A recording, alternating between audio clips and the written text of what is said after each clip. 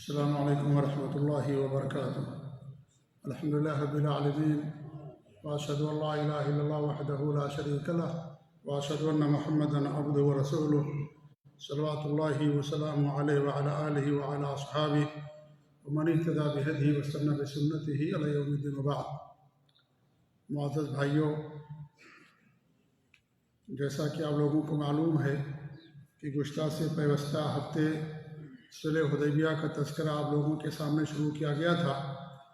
اور ہماری گفتگو یہاں تک پہنچی تھی کہ آپ صلی اللہ علیہ وسلم نے عثمان بن عفان رضی اللہ تعالیٰ عنہ کو مکہ کے اندر سفیر بنا کر کے روانہ کیا، اور جب یہ افواہ اڑا دی گئی کہ حضرت عثمان کو قتل کر دیا گیا ہے، تو آپ نے تمام صحابہ سے بیعت لی تھی، جسے بیعت رضوان کہا جاتا ہے۔ اس بیعت میں جتنے بھی صحابہ شریک ہوئے تھے، سب کے لیے جنت کا مژدہ اللہ رب العالمین نے سنایا، اور خود اللہ کے رسول صلی اللہ علیہ وسلم نے فرمایا کہ جس نے بھی میرے ہاتھ پر بیعت کی حضرت عثمان رضی اللہ تعالیٰ عنہ کے خون کا بدلہ لینے کے لیے، ان سب کے بارے میں آپ فرمائے کہ ان میں سے کوئی بھی ایسا نہیں ہوگا جو جنت کے اندر نہ جائے، بلکہ سب کے سب جنت کے اندر داخل ہوں گے۔ یہاں تک ہماری گفتگو پہنچی تھی۔ آج انشاءاللہ آج کے درس میں صلح حدیبیہ کے جو بنود تھے، جو دفعات تھی، وہ ہم آپ کے سامنے ذکر کریں گے کہ کن کن چیزوں پر مکہ کے مشرکین، کفار قریش اور آپ صلی اللہ علیہ وسلم کے درمیان جو صلح ہوئی تھی، اس کے دفعات کیا تھی، یہ آج کے درس میں انشاءاللہ ہم بیان کرنے کی کوشش کریں گے۔ قریش کو جب یہ خبر پہنچی کہ آپ نے تمام صحابہ سے بیعت لی ہے اور وہ بھی خون کا بدلہ لینے کے لیے، تو ان کے دلوں میں تھوڑا سا رعب طاری ہو گیا، اور انہوں نے مصالحت کے لیے سہیل بن عمر کو بھیجا۔ جب سہیل بن عمر ہمارے نبی صلی اللہ علیہ وسلم کے پاس آنے لگے، یا آپ نے اسے آتے ہوئے دیکھا، تو آپ نے فرمایا کہ تمہارا کام آسان کر دیا گیا ہے۔ ان کا نام تھا سہیل، تو آپ نے فرمایا کہ تمہارا کام آسان کر دیا گیا۔ آپ نے سہیل بن عمر سے اچھی فال لی اس کے نام سے، اور اچھی فال لینا ہی اسلام کے اندر اس کا حکم دیا گیا ہے کہ انسان اچھی فال لے، اچھی امید رکھے اور بہتر سوچے، اسی کو اچھی فال کہا جاتا ہے۔ اور یہ شریعت میں باقاعدہ اس چیز کا حکم دیا گیا ہے، اور اسے فال عربی زبان کے اندر کہا جاتا ہے۔ صحیح بخاری اور مسلم کی حدیث ہے کہ آپ صلی اللہ علیہ وسلم سے فرمایا، حضرت انس بن مالک نے کہا کہ اللہ کے رسول صلی اللہ علیہ وسلم نے فرمایا، یعجبنی الفال الصالح والکلمۃ الطیبہ، مجھے اچھی فال پسند ہے اور اچھا کلمہ یا اچھی گفتگو مجھے پسند ہے۔ اچھی فال کا مطلب یہی ہوتا ہے کہ انسان خیر کی امید رکھے، حسن ظن رکھے اللہ رب العالمین کے ساتھ، یا اس معاملے کے بارے میں انسان اچھی امید رکھے، اسے اچھی فال کہا جاتا ہے، اور یہ اسلام کے اندر مطلوب ہے۔ ان کا نام سہیل تھا۔ آپ نے سمجھا کہ ان کے آنے سے کہ اب ہمارا معاملہ آسان کر دیا گیا ہے۔ آپ کسی آدمی کو دیکھ لیں، کوئی اچھا آدمی ہے، نیک آدمی ہے، آپ اس سے اچھی خیر رکھیں اور امید رکھیں اچھی چیز کی، اسے حسن ظن کہا جاتا ہے، اور شریعت میں یہ چیز مطلوب ہے کہ انسان حسن ظن رکھے۔ جیسے ایک حدیث میں نے آپ کے سامنے پڑھی، ایسے ہی مسلم کی حدیث ہے کہ آپ صلی اللہ علیہ وسلم فرمائے کہ لا یموتن احدکم الا وهو یحسن الظن باللہ، کہ تم میں سے آدمی کی موت اسی وقت آئے یا اس حالت میں آئے کہ وہ اللہ رب العالمین کے ساتھ اچھی امید رکھتا ہو، حسن ظن رکھتا ہو۔ حسن ظن کا مطلب یہ ہے کہ انسان اللہ تعالیٰ سے مغفرت کی امید رکھے، رحمت کی امید رکھے، اور ظاہر بات یہ ان لوگوں کے لیے ہے جو اہل خیر ہیں، جو دیندار لوگ ہیں، شریعت کے پابند ہیں۔ ایسا نہیں کہ ایک آدمی نہ نماز پڑھتا ہو، نہ روزہ رکھتا ہو، اور وہ شرک بھی کرتا ہو، بدعت و خرافات کرتا ہو، اور اسے امید ہو کہ اللہ تعالیٰ مجھے ساتھ رحمت کا معاملہ کرے گا۔ ایسا نہیں ہے۔ اللہ تعالیٰ اس کے ساتھ رحمت کا معاملہ کرے گا جو اللہ تعالیٰ کے بھیجے ہوئے دین کے مطابق زندگی گزارے گا۔ اس کے لیے انسان، اللہ تعالیٰ اس کے ساتھ اچھا معاملہ کرے گا۔ تو یہ انسان کو امید رکھنی چاہیے، اسے اچھی فال کہا جاتا ہے۔ اور انبیاء کرام کی بھی تاریخ جب پڑھیں گے ہم، تو یہ چیز ہمیں نظر آئے گی۔ جب حضرت موسیٰ علیہ السلام بنو اسرائیل کو لے کر کے نکلے، اور پہنچے سمندر کے پاس، اور فرعون بھی اپنا لشکر لے کر کے پہنچ گیا، تو لوگوں نے کہا کہ اب ہمیں پکڑ لیا جائے گا۔ تو حضرت موسیٰ علیہ السلام نے کیا کہا؟ کلا، ہرگز نہیں، اللہ تعالیٰ ہمارے ساتھ ہے، اللہ تعالیٰ ہماری رہنمائی کرے گا۔ انہوں نے اچھی فال لیا، اللہ تعالیٰ سے اچھی امید رکھی، تو اس طریقے سے اللہ رب العالمین ان کو نجات دے دی۔ ایسے آپ دیکھیے حضرت ہمارے نبی صلی اللہ علیہ وسلم کو جب وحی عطا ہوئی، اللہ رب العالمین نے آپ پر وحی نازل کی، تو آپ گھر گئے تو پریشان تھے، پسینہ آپ کے جسم سے چھوٹ رہا تھا، اور تو حضرت خدیجہ نے کیا فرمایا کہ کلا واللہ لا یخزی اللہ عبدا، ہرگز نہیں، اللہ تعالیٰ کی قسم، اللہ رب العالمین کبھی آپ کو رسوا نہیں کرے گا۔ اللہ تعالیٰ سے اچھی امید کہ اللہ تعالیٰ کبھی آپ کو ضائع و برباد نہیں کرے گا۔ ایسے ہی آپ دیکھیے جب حضرت ابوبکر صدیق نے کہا غزوے کیا نام ہے، جب آپ غار کے اندر چھپے ہوئے تھے، تو انہوں نے کہا کہ اگر وہ لوگ نیچے دیکھیں گے تو ہمیں پکڑ لیں گے، جان جائیں گے کہ ہم یہاں چھپے ہوئے ہیں۔ تو ہمارے نبی نے کیا فرمایا؟ لا تحزن ان اللہ معنا، تم غم نہ کرو، اللہ رب العالمین ہمارے ساتھ ہے۔ تو اس طریقے سے اللہ تعالیٰ سے اچھی امید رکھنا، خیر کی امید رکھنا، اسے اچھی فال کہا جاتا ہے، اور یہ ہم سے مطلوب ہے۔ اسلام کے اندر بدشگونی نہیں ہے، کسی کے بارے میں برا شگون لینا یا برا سوچنا، یہ اسلام کے اندر منع ہے، لیکن اچھی چیز کی امید رکھنا کہ اللہ تعالیٰ ہمارے ساتھ خیر کا معاملہ کرے گا، ہمارے ساتھ بھلائی ہوگی، بہتری ہوگی، یہ اسلام کے اندر مطلوب ہے۔ تو ہمارے نبی نے جب ان کا نام دیکھا، سنا اور کہا کہ ان کا نام سہیل ہے، تو آپ نے ان کے نام سے اچھی امید رکھی کہ اب ہمارے لیے معاملہ آسان کر دیا جائے گا، اور ہمارے درمیان، ان کے درمیان صلح کی کوئی نہ کوئی تدبیر یا کوئی نہ کوئی راستہ نکل آئے گا۔ اور آخر کار ایسے ہی ہوا کہ ان کے ساتھ گفتگو ہوئی، اور گفتگو کے بعد کافی دیر تک گفتگو رہی، اور پھر شرطوں پر ان کے ساتھ اتفاق ہو گیا۔ تو جو صلح ہوئی تھی اس کے جو بنود تھے وہ کچھ اس طریقے سے تھے۔ پہلی شرط یہ رکھی گئی تھی کہ اس سال آپ لوگ واپس چلے جائیں، اگلے سال مکہ آپ لوگ آئیں گے، 3 روز قیام کریں گے، آپ لوگوں کے ساتھ کوئی ہتھیار نہیں ہوگا، اور صرف میان کے اندر تلواریں ہوں گی۔ یہ پہلا بند تھا کہ ان سال آپ لوگوں کو آج اس بار حج کرنے نہیں دیا جائے گا، آئندہ سال آپ لوگ آئیں گے، 3 روز قیام کریں گے، کسی کے پاس ہتھیار نہیں ہوگا، اگر تلوار بھی ہوگی تو میان کے اندر ہوگی، تلوار باہر نہیں ہوگی۔ یہ پہلا بند تھا۔ دوسرا بند یہ تھا کہ فریقین میں، یعنی ہمارے اور آپ کے درمیان 10 سال تک جنگ بند رہے گی، ہم 10 سال تک جنگ نہیں کریں گے۔ تیسرا بند یہ تھا کہ جو محمد صلی اللہ علیہ وسلم کے عہد میں داخل ہونا چاہے داخل ہو سکتا ہے، اور جو قریش کے عہد میں داخل ہونا چاہے وہ داخل ہو سکتا ہے، اور جو قبیلہ جس فریق میں شامل ہوگا اس فریق کا ایک جز شمار کیا جائے گا، لہٰذا ایسے کسی قبیلے پر زیادتی جو ہوگی تو خود اس فریق پر زیادتی مانی جائے گی۔ یہ تیسرا بند تھا، یعنی جو مکہ کے اور قریش کے یا عرب کے جو قبائل ہیں ان کو اختیار ہے، چاہے تو محمد صلی اللہ علیہ وسلم کے عہد میں داخل ہوں، ان کا ساتھ دیں، چاہے تو قریش کا ساتھ دیں، اور جو جس کا ساتھ دے گا اگر اس پر کوئی زیادتی کی ہوگی تو اس قبیلے پر، اس فریق پر زیادتی شمار کی جائے گی۔ یہ تیسرا بند تھا۔ چوتھا بند یہ تھا کہ قریش کا جو آدمی مسلمان کی پناہ میں جائے گا، مسلمان اسے قریش کے حوالے کر دیں گے، یہ چوتھا بند تھا۔ لیکن مسلمان کا جو آدمی قریش کی پناہ میں آئے گا، قریش اسے واپس نہ کریں گے۔ یہ جو عہد ہوا یا شرط ہوئی، یہ تھوڑی سخت شرط تھی، اسی لیے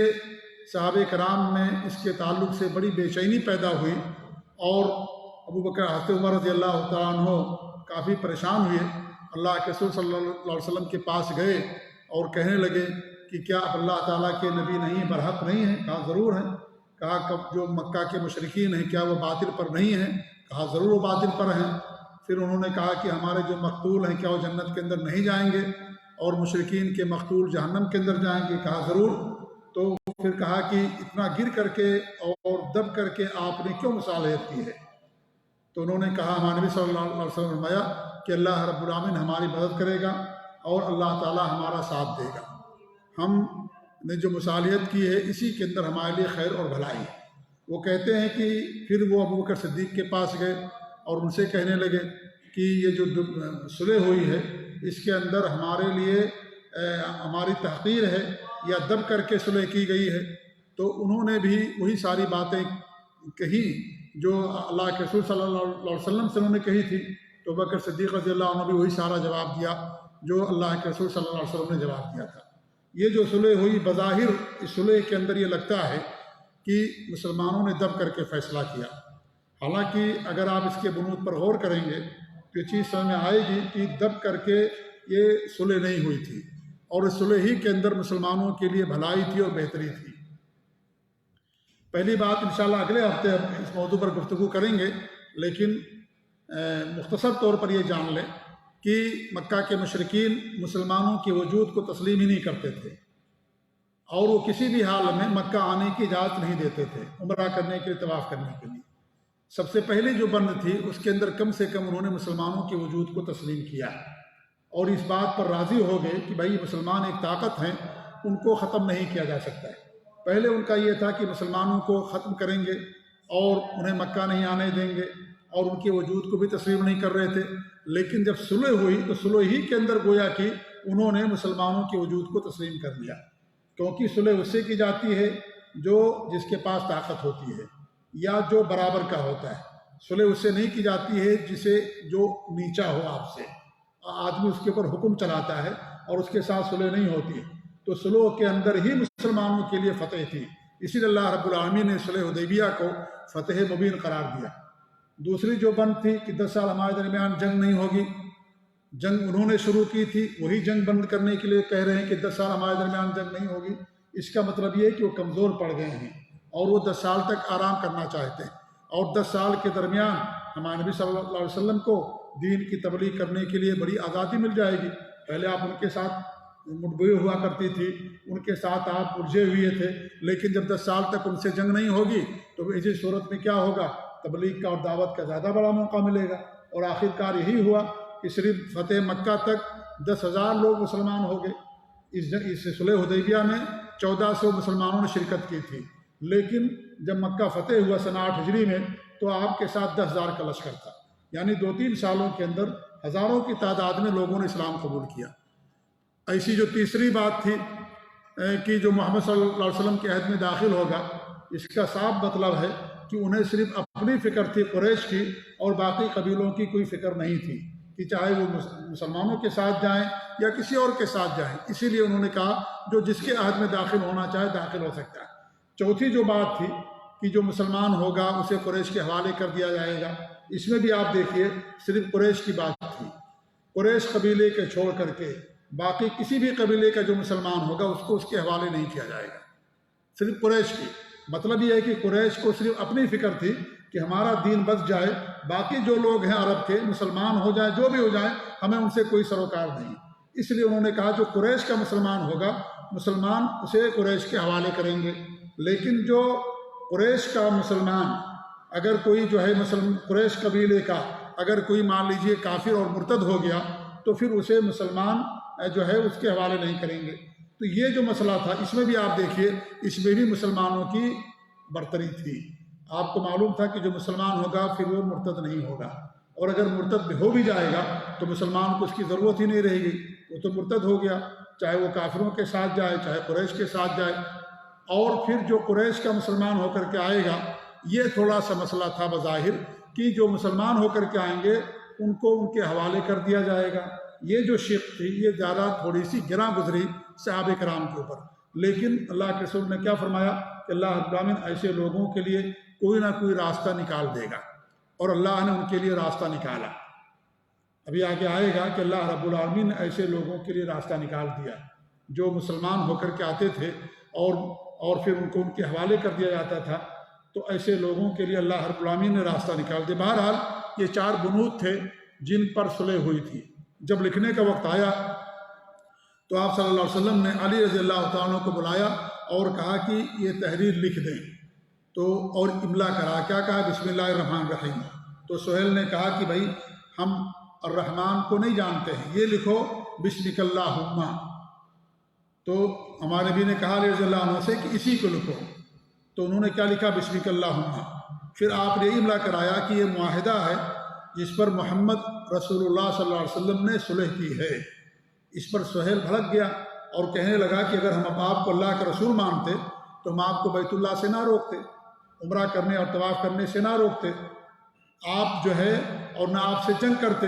لہٰذا آپ محمد بن عبداللہ لکھوائیے، محمد رسول اللہ مت لکھوائیے۔ تو ہمارے نبی نے فرمایا کہ ہم اللہ کے رسول ہیں، چاہے تم مانو یا نہ مانو۔ تو انہوں نے کہا کہ اگر محمد رسول اللہ نہیں ہٹائیں گے تو مصالحت نہیں ہوگی۔ تو آپ نے علی رضی اللہ عنہ سے کہا کہ محمد بن عبداللہ لکھ دو اور رسول اللہ کاٹ دو۔ تو انہوں نے کہا کہ میں کاٹنے کی جسارت نہیں کر سکتا ہوں۔ تو آپ نے کہا کہ کہاں لکھا رسول اللہ، کیونکہ آپ صلی اللہ علیہ وسلم امی تھے، تو کہا یہ رسول اللہ لکھا ہوا ہے۔ تو آپ نے اس پر قلم پھیر دیا، کاٹ دیا اس کو، اور محمد بن عبداللہ پر صلح ہوئی۔ اس کے بعد دستاویز دو لکھی گئی، دو نسخے بنائے گئے، ایک نسخہ تھا مشرکین مکہ کے پاس اور ایک نسخہ جو ہے مسلمانوں کے لیے۔ صلح لکھی ہی جا رہی تھی کہ قریش کے جو نمائندے تھے سہیل بن عمر، ان کے لڑکے تھے، ان کا نام تھا ابو جندل، وہ مسلمان ہو گئے تھے۔ وہ مکہ کے اندر بیڑیوں میں جکڑے ہوئے تھے، بیڑیاں گھسیٹتے ہوئے وہ پہنچتے ہیں، تو سہیل نے ان کی واپسی کا مطالبہ کر دیا اور کہا کہ یہ بھی جو ہے یہ ہمارے حوالے کر دیجئے۔ ہمارے نبی نے کہا کہ بھئی ابھی لکھائی مکمل نہیں ہوئی ہے، اس لیے میں اسے تمہارے حوالے نہیں کر سکتا، ابھی تحریر مکمل نہیں ہوئی تھی۔ اسی دوران سہیل بن عمر کے بیٹے ابو جندل رضی اللہ عنہ بیڑیوں میں جکڑے ہوئے آ گئے اور ان لوگوں سے چھوٹ کر کے آ گئے تھے۔ تو سہیل نے کہا کہ اسے ہمارے حوالے کر دو،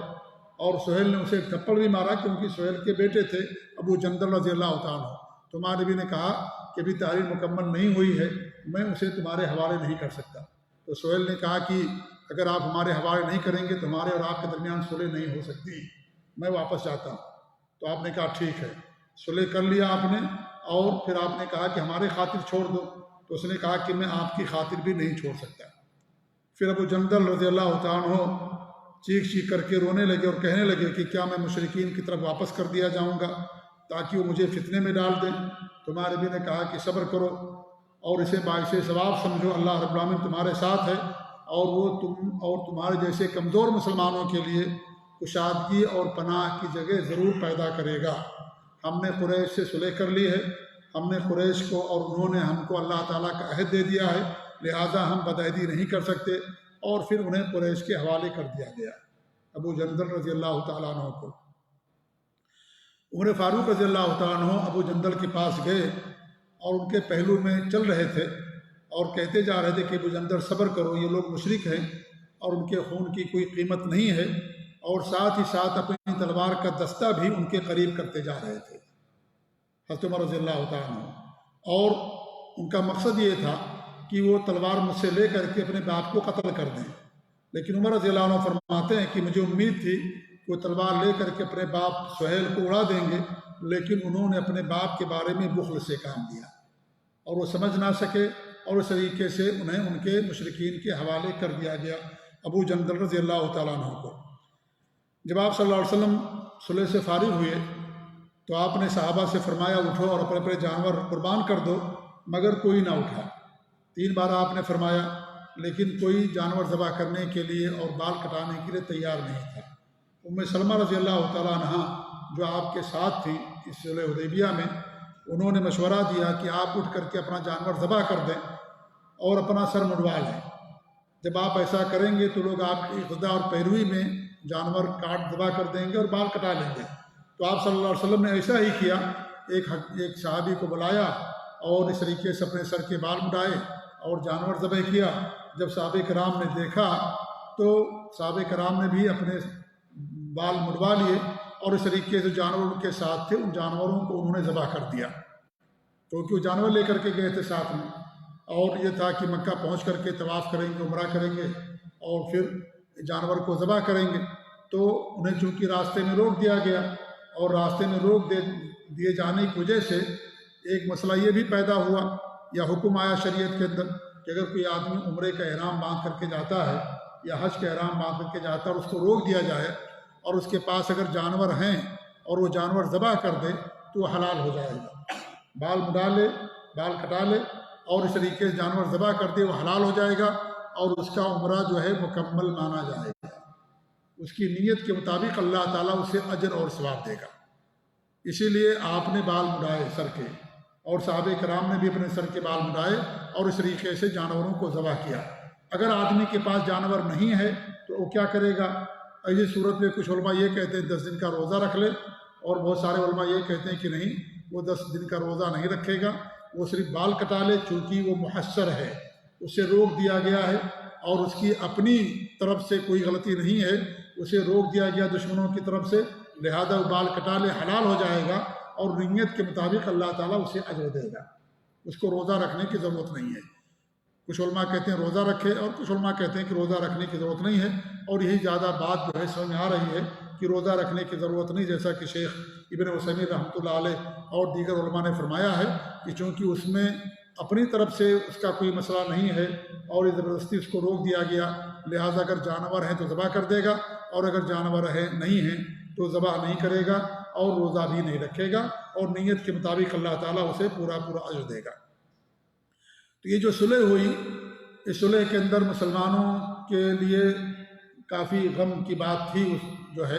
اگرچہ بعد کے واقعات نے، حالات نے ثابت کر دیا کہ یہ صلح مبین تھی، اور خود اللہ فتح مبین تھی، اور خود اللہ رب العالمین نے اس کو فتح مبین قرار دیا ہے، اور اس کے بہت سارے فائدے ہوئے، اور وہ کافی فائدے ہوئے جسے انشاءاللہ اگلے درس میں آپ کے سامنے بیان کروں گا۔ لیکن غم کا سبب 2 تھا۔ پہلا سبب یہ تھا کہ انہیں عمرہ کرنے کا موقع نہیں ملا، ایک پہلا سبب تھا، اس لیے عمر رضی اللہ عنہ نے کہا اللہ کے رسول صلی اللہ علیہ وسلم سے کہ آپ نے کہا تھا کہ عمرہ کریں گے، ہم بیت اللہ کا طواف کریں گے، تو ہمارے نبی نے فرمایا کہ میں نے یہ کہا تھا کہ اسی سال کریں گے، یہ میں نے نہیں کہا تھا، میں نے یہ کہا تھا کہ عمرہ ہم کریں گے، تو آئندہ سال انشاءاللہ عمرہ کریں گے، اور یہ جو ہم نے کیا یہ بھی عمرہ ہے، اس پر بھی اللہ رب العالمین نے لوگوں کو اجر سے نوازا۔ تو غم کا پہلا سبب یہ تھا کہ انہیں عمرہ کیے بغیر واپس کیا جا رہا تھا، اور دوسرا جو غم کا سبب یہ تھا، جو چوتھا بند تھا، کہ جو قریش کا کوئی آدمی مسلمان ہوگا تو اسے قریش کے حوالے کرنا پڑے گا، اور اگر مسلمانوں میں سے کوئی مرتد ہو جائے گا تو پھر اسے مسلمانوں کے حوالے نہیں کیا جائے گا، بلکہ وہ کافروں کے حوالے سے کیا جائے گا۔ یہ جو بظاہر چیز تھی، یہ زیادہ مسلمانوں پر شاق گزری تھی یہ بات، لیکن آپ کو یقین تھا کہ جو اسلام کا لذت اور حلاوت جسے مل جائے گی، اور جو اسلام ایک بار داخل ہو جائے گا، وہ پھر کفر کے راستوں کا اختیار نہیں کرے گا۔ اور اس میں جو قریش تھے ان کے لیے کیا تھا؟ ان کے لیے یہ بات تھی کہ جو قریش تھے گویا کہ انہیں اپنے دین پر خود ان کو اعتماد نہیں تھا، انہیں یہ تھا کہ بھائی ہمارے ہی لوگ مسلمان ہوں گے، لہذا انہوں نے اپنے لیے بات کہی کہ ہمارے جو مسلمان ہوں گے ان کو آپ ہمارے حوالے کر دینا، گویا کہ انہیں اپنے دین پر اعتماد نہیں تھا، لوگوں پر اعتماد نہیں تھا کہ لوگ ہمارے دین کو چھوڑ کر کے اسلام کے دین کو قبول کر لیں گے، اس لیے ایسا بند رکھا جائے کہ اس ڈیڑھ سے کوئی مسلمان نہ ہو۔ حالانکہ ایسا الٹا ہوا، اس 2-3 سال کے درمیان کافی لوگ مسلمان ہوئے، خالد بن ولید، عمر بن عاص، عثمان بن ابی طلحہ، اور بڑے بڑے جو قریش کے سردار تھے، نامور لوگ تھے، انہی سالوں کے اندر مسلمان ہو گئے، جیسا کہ آگے اس کا ذکر آئے گا۔ تو اس طریقے سے بظاہر اس میں مسلمانوں کے لیے یہ تھا کہ دب کر کے انہوں نے سلوک کی ہے، لیکن اللہ کے رسول صلی اللہ علیہ وسلم حکیم تھے، اور اس طریقے سے بڑی حکمت تھی اس کے اندر، دور اندیشی پر چیزیں مبنی تھیں، اور 10 سال کے لیے جنگ کا بند ہونا، اس میں اسلام کی اشاعت کے لیے انہیں اور موقع مل گیا، کیونکہ پھر ان کی طرف سے وہ جو فکر لاحق ہوتی تھی کہ مکہ کے مشرکین کی طرف سے کبھی بھی جنگ کر سکتے ہیں، وہ چیز ختم ہو گئی، اس لیے کھل کر کے آپ نے لوگوں کو دعوت دینا شروع کیا۔ جب صلح مکمل ہو گئی تو کچھ مومن عورتیں بھی آپ کے پاس آئیں، پھر مکہ کے مشرکین نے بھی مطالبہ کیا کہ انہیں ہمارے حوالے کر دیا جائے، تو ہمارے نبی نے کہا کہ نہیں، اس معاہدے میں عورتیں شامل نہیں ہیں، اس لیے کہ جو معاہدہ ہوا تھا اس میں رجل کا لفظ استعمال کیا گیا تھا، اور رجل کہتے ہیں مرد کو، تو آپ نے کہا کہ معاہدے میں عورتیں شامل نہیں ہیں، اس لیے ہم ان کو تمہارے حوالے کبھی نہیں کر سکتے۔ اسی موقع پر اللہ رب العالمین نے یہ آیت نازل فرمائی، سورہ ممتحنہ کی یہ آیت ہے، یا الذین آمنوا اذا جاءکم المؤمنات مہاجرات فامتحنوہن اللہ اعلم بایمانہن فإن علمتموہن مؤمنات فلا ترجعوہن الی کفار لا ہن حل لہم ولا ہم یحلون لہم۔ یعنی اس کا ترجمہ یہ ہے کہ ایمان والوں، جب تمہارے پاس مومن عورتیں ہجرت کر کے آئیں تو ان کا امتحان لو، اللہ تعالیٰ ان کے ایمان کو بہتر جانتا ہے، اگر تم انہیں مومنہ پاؤ تو کفار کی طرف انہیں واپس نہ کرو، نہ وہ کفار کے لیے حلال ہیں اور نہ ہی کفار ان کے لیے حلال ہیں۔ یعنی اس سے پہلے گویا کہ آیت کریمہ کی نزول کے بعد اس چیز کو حرام کر دیا گیا کہ کوئی مومن عورت کسی کافر کے عقد میں نہیں رہ سکتی ہے،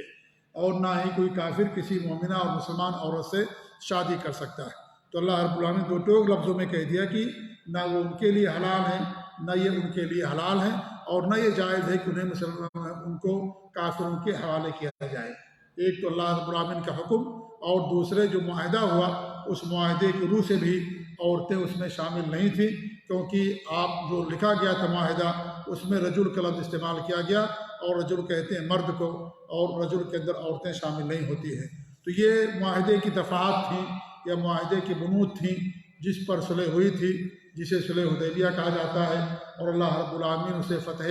مبین قرار دیا ہے۔ اور آگے کے درس میں ہم بتائیں گے کہ فتح مبین کیسے ہوا، کتنا فائدہ ہوا اس صلح کا، جو اگرچہ بظاہر یہ لگتا تھا کہ مسلمانوں نے دب کر کے صلح کیا ہے، لیکن اسی کے اندر خیر اور اسی کے اندر بھلائی تھی، اور اسی کے اندر کافی اسلام کی تبلیغ اور اشاعت ہوئی، اور کافی تعداد میں لوگ جوگ در جوگ اسلام کے اندر داخل ہوئے اس صلح حدیبیہ کے بعد۔ اسی لیے اللہ رب العالمین نے اس کو فتح مبین سے تعبیر کیا ہے۔ اللہ تعالیٰ سے دعا کہ اللہ رب العالمین، اور ایک بات بتاؤں وہ بھی کہ جو ابو جندل رضی اللہ تعالیٰ عنہ تھے، ان کے لیے بھی اللہ رب العالمین نے آسانی پیدا کر دی، اور آسانی طریقے سے ہوئی کہ آپ صلی اللہ علیہ وسلم صلح کر کے مدینہ پہنچ گئے، اور آپ مطمئن ہو گئے کہ اب 10 سال تک جنگ نہیں کرنی ہے اور دین کی تبلیغ اشاعت میں سارا زور لگانا ہے۔ اسی دوران ایک صحابی جن کا نام ہے ابو بصیر رضی اللہ تعالیٰ عنہ، مکے کے اندر تھے، مسلمان ہو گئے، مکے والے انہیں ستا رہے تھے، کسی طریقے سے وہ بھاگ نکلنے میں کامیاب ہو گئے، مدینہ پہنچ گئے۔ مدینہ پہنچنے کے بعد جب قریش کو معلوم ہوا کہ وہ مدینہ چلے گئے ہیں تو انہوں نے 2 آدمیوں کو بھیجا کہ انہیں ہمارے حوالے کر دو۔ تو جب وہ 2 آدمی پہنچتے ہیں تو آپ صلی اللہ علیہ وسلم مسجد نبوی کے اندر تھے، تو انہوں نے کہا کہ معاہدے کی روح سے آپ ان کو ہمارے حوالے کر دیجیے۔ تو ہمارے نبی نے انہیں ان کے حوالے کر دیا، اور یہ کہا کہ اللہ رب العالمین تمہارے لیے کوئی نہ کوئی راستہ نکالے گا۔ جب ذوالحلیفہ کے پاس پہنچتے ہیں اور وہاں اترتے ہیں کھجور کھانے کے لیے یا کوئی چیز کھانے کے لیے، تو حضرت ابو بصیر رضی اللہ عنہ کہا ان کے ایک آدمی سے، یار تمہاری تلوار بڑی شاندار ہے۔ تو انہوں نے کہا ہاں بڑی شاندار ہماری تلوار ہے، میں نے اس سے بہت سارے لوگوں کو قتل کیا ہے۔ تو انہوں نے کہا مجھے بھی دکھاؤ۔ تو انہوں نے وہ تلوار ان کے ہاتھ میں دے دی، میان سے نکالا اور نکال کر کے اس آدمی کو وہیں پر قتل کر دیا۔ دوسرا جو آدمی تھا وہ ڈر گیا، بھاگ کر کے مدینہ گیا مسجد نبوی میں، اور کہا کہ میرے ساتھی کو قتل کر دیا گیا ہے، مجھے بھی قتل کر دیا جائے گا۔ تو آپ صلی اللہ علیہ وسلم نے کہا ابو بصیر رضی اللہ تعالیٰ عنہ سے کہ تمہارے اس عمل سے لگتا ہے کہ ہمارے ان کے درمیان جنگ بھڑک سکتی ہے۔ تو ابو بصیر نے یہ سمجھا کہ دوبارہ پھر مجھے ان کے حوالے کر دیا جائے گا۔ تو ابو بصیر رضی اللہ تعالیٰ عنہ وہاں سے بھاگ کھڑے ہوئے اور جدہ ساحل سمندر کے کنارے آ گئے۔ جب وہاں پہنچ گئے تو ابو جندل رضی اللہ تعالیٰ عنہ کو بھی جب علم ہوا کہ ابو بصیر اس علاقے میں ہیں، سمندر کے کنارے، ابھی جسے شمیسی کا علاقہ کہا جاتا ہے جہاں پر صلح حدیبیہ ہوئی تھی، اس علاقے میں ابو بصیر رضی اللہ تعالیٰ عنہ آ گئے ہیں۔ تو ابو جندل رضی اللہ تعالیٰ عنہ بھی کسی طریقے سے بھاگ کھڑے ہوئے کامیاب ہو گئے اور آ کر کے ان سے مل گئے۔ جو بھی مسلمان ہوتا تھا قریش کا، سارے کے لوگ جا کر کے وہیں اکٹھا ہو جاتے تھے، اور اس طریقے سے ان کی ایک جماعت ہو گئی، کافی لوگ وہاں پر ہو گئے، اور جو بھی قریش کا قافلہ گزرتا یہ لوگ ان کے اوپر حملہ کرتے اور اس طریقے سے ان کے قافلے کو لوٹ لیتے، اور اس طریقے سے ان کو نقصان پہنچاتے جو کفار اور مشرکین کا قافلہ ہوتا تھا۔ یہاں تک کہ قریش خود عاجز آ گئے، اور انہوں نے کہا، اللہ کے رسول کے پاس لیٹر لکھا، کچھ لوگوں کو بھیجا کہ ہم آپ کو اللہ تعالیٰ کا واسطہ دیتے ہیں، ان لوگوں کو اپنے پاس بلا لیجیے۔ پھر آپ صلی اللہ علیہ وسلم نے ان تمام صحابہ کرام کو اپنے پاس بلا لیا۔ تو اس طریقے سے اللہ رب العالمین نے جو مظلوم صحابہ تھے، مظلوم مسلمان تھے، اللہ رب العالمین کے لیے راستہ نکال دیا۔ یہ اللہ رب العالمین کی حکمت، اور ہمارے نبی نے اسی لیے ان کے ساتھ صلح کیا، اور اس طریقے سے پھر وہ لوگ مدینہ کے اندر واپس آ گئے۔ ابو بصیر بھی آگے، ابو جندل رضی اللہ عنہ بھی آگے، جنہیں آپ نے ان کے حوالے کر دیا تھا، اور اس طریقے سے جو کمزور مسلمان تھے ان کا معاملہ بھی اللہ رب العالمین نے آسان کر دیا، ان کے لیے کشادگی پیدا کر دی۔ یہ جو صلح ہوئی تھی، صلح کے اندر پورا خیر ہی خیر تھا، پوری بھلائی بھلائی تھی، اگرچہ بظاہر اس کے اندر مسلمانوں کے لیے کچھ یہ کمزوری اور دب کر کے صلح کی گئی، اور جو مشرکین تھے ان کے لیے بظاہر اس میں غلبہ نظر آتا ہے، حالانکہ ایک ایک بند پر آپ غور کریں گے تو آپ کو سمجھ میں آئے گا کہ اس میں کافروں کے لیے ذلت تھی، اور دب کر کے انہوں نے فیصلہ کیا، مسلمانوں نے کوئی دب کر کے فیصلہ نہیں کیا، جیسا کہ آگے کی درس میں انشاءاللہ اور تفصیل کے ساتھ ہم بتانے کی کوشش کریں گے۔ اللہ تعالیٰ دعا کہ اللہ رب العالمین ہمیں اپنے نبی صلی اللہ علیہ وسلم کی سیرت کو جاننے کی توفیق دے، آپ کے اخلاق کو اپنانے کی اور آپ کے نقش قدم کی پیروی کرنے کی اللہ تعالیٰ ہم سب کو توفیق دے، آمین۔ وجزاکم اللہ خیر، وصلی اللہ علیہ محمد وعلی آلہ وصحبہ اجمعین، والسلام علیکم ورحمۃ اللہ وبرکاتہ۔